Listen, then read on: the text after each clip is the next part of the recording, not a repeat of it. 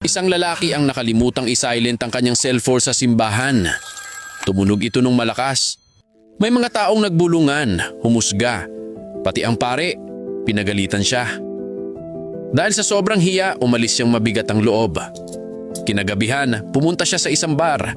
Dahil malungkot at lutang ang isip, aksidente niyang nabasag ang isang baso. Sabi ng waiter, "Okay lang po sir, ako na maglilinis." Dagdag naman ng bartender, "Huwag kayong mag-alala, nangyari talaga yan."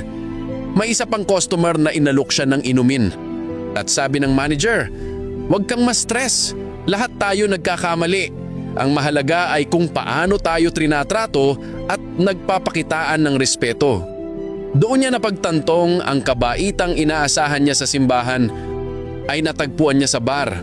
Mula noon, hindi na siya muling bumalik sa simbahan. Dahil minsan, ang tinatawag nating mga makasalanan ang mas may puso kaysa sa mga nagsasabing sila ay banal. Aral. Ang tunay na kabaitan ay hindi nakabase sa lugar o sa titulo. Nagmumula ito sa pusong handang umunawa, magpatawad at sumuporta. Hindi ang lugar ang nagpapabuti sa atin, kundi kung paano tayo magtrato ng kapwa. Dahil sa huli, hindi malilimutan ng tao ang kabutihan mo at lagi nilang maaalala kung paano mo sila pinakisamahan.